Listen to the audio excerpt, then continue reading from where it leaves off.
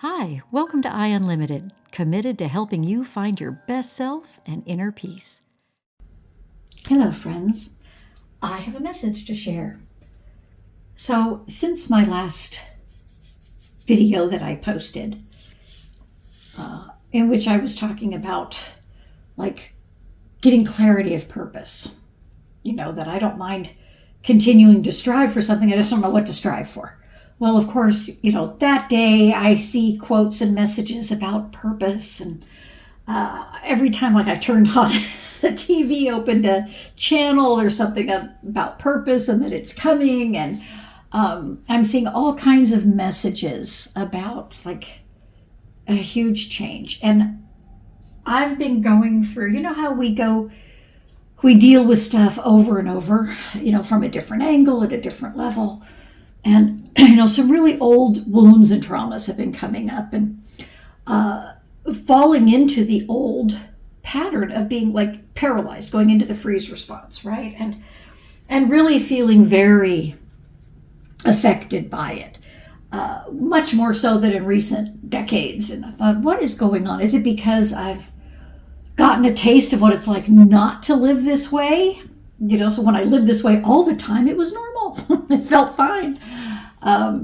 But now that I know, that it hits me harder, or is it deeper?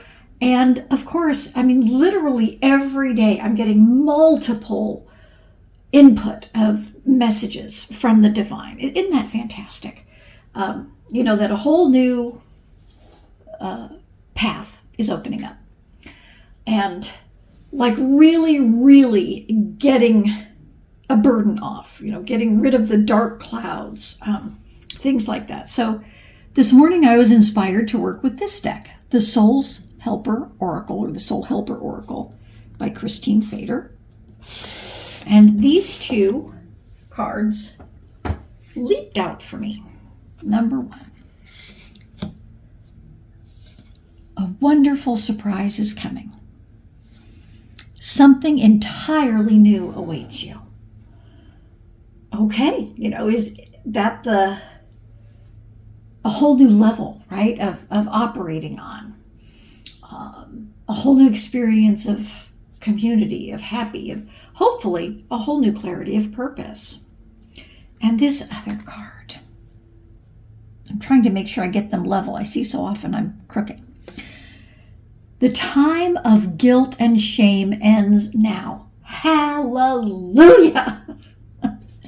Forgive yourself and begin to love yourself just as you are. Now, this is something that I've been at work on off and on for years, but very recently, I've been very conscious of it, of, the guilt and the shame that I've lived with, I was trained to live with for years. And I'm talking about ridiculous things, things that aren't my doing. But, looked at cosmically, we're all connected, we're all powerful beings. What am I doing about it? And I just, oh my word, did I take that on. And that quote really hit home of a ship doesn't sink because of the water that's around it. It sinks because of the water that gets inside of it. And guilt and shame, I kind of remember, I think that was the transition time in my childhood from being pretty secure in myself. Even though I was not wanted or welcome in my family, I didn't doubt myself. I felt secure about myself. And then when that shifted, and I believe it was because I let in the guilt and shame that they were constantly barraging me with, and I adopted it. And forgiving myself has been a very, not only is it difficult, to me it was like, what does that mean? What does that look like? And again, it could be over really petty, ridiculous things, where I would tell somebody else, oh my gosh, you did the best you could. Why don't I give myself that same grace? Not like an out, not a free pass. And perhaps you do that too. We're harder on ourselves than we are on other people. And I honestly, over the years, have had to look at things. What would I tell somebody that came to me for coaching? Because even though I struggle with all these things, or maybe because I struggle with all these things, I've been a really powerful, amazing coach. and because, I'm also a medium. But these just, again, confirmation, validation, keep going. And, really accepting, the just as I am, that these traumas and wounds are part of me. I may always carry them. I'm aware of them. Another message that came to me that, again, was like, wow. I was told, like, what makes you think, it was something you did? I heard somebody say, like, they were always, so kind of sad and down and depressed, and their friend was always, happy, empowered, going after things in action. And the empowered one said, the only difference between the two of us is when somebody hurts you, they're mean to you, they're negative, you assume it's something wrong with you. Something you did, I assume is something wrong with them. Like, wow, such a simple, in a way, distinction, but powerful. Isn't that the truth? The most simple things are often the most powerful, right?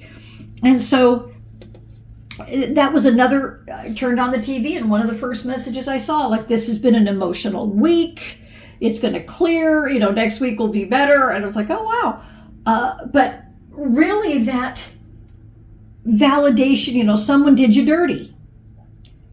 And it really hurt my heart, hurt my feelings, made me doubt and question and go back over. It's like, no, that's their deal. Like, and truly, I can look and say, I did not do anything wrong. So I can honestly say this is something that's being triggered in somebody else. But, it never feels great, right? It never feels good. But I just, hallelujah, the guilt and shame ends now.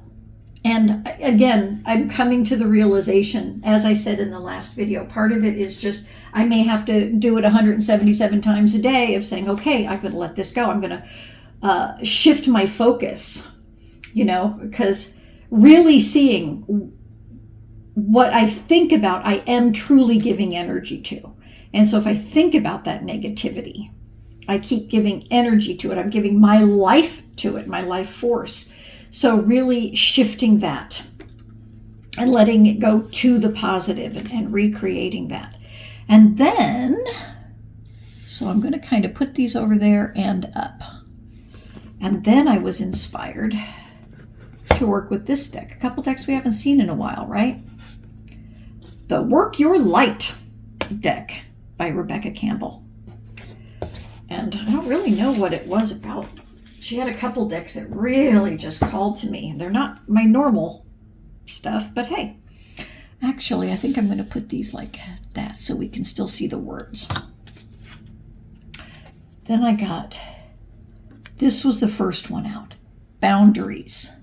Where do you need to establish better boundaries? And what I was told when that card came out is I need to have better boundaries, talking about what I think about, right? In my thoughts, and especially between the human and the divine. So as I said before, my thoughts, I would go back to childhood, but I would stop in all that guilt and shame place as I was taught. No, I'm going back farther. I'm going back to who and how the Creator created me to be. And going back to that open, loving, powerful, kind, intentional person, right? And so when those thoughts come in that are painful, that are negative, that kind of drag me down, make me feel heavy, that's where I really need to have the boundaries. Makes sense, right? And then this came out. Council of Light, divine orchestration, helpers in the subtle realms. And letting me know we're here, we're with you, we're helping, and they always are. But sometimes I'm in my own way. Well, most of the time. All the time.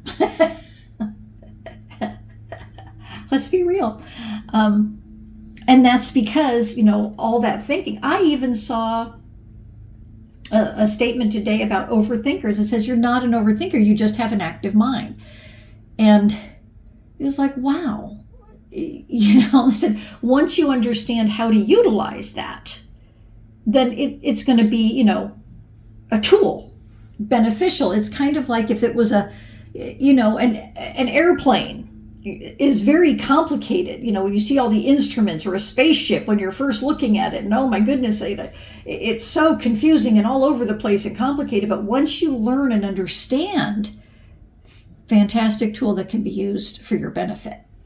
And, I'd been told, oh, you're an overthinker, you're an overthinker, you're an overthinker. And I accepted that. I let that in. And what if? Can we still see the words? What if that isn't so?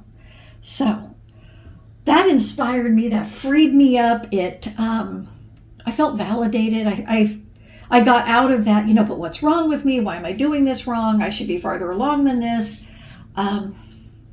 So I hope it gives you some freedom and inspiration and lightness of being today as well. And as always, I return to the breath work and really like stepping up into my divine self and feeling like a cape that the divine, once we're created, once we're individuated from that source, almost like envision a cape being put on us that's like the Creator saying, when I can't be right there with you, this is me with you. And that was what I was picturing, just having that going as I walk through this world, as I walk through life. So getting back, doing the big, deep breathing, at least 3 full breaths of feeling like I'm expanding my being as I inhale very slowly and fully, pump air into my toes, my fingers, the entire torso, my head, my back, legs, and feel every cell expanding outward so there's no shell around me anymore of limitation.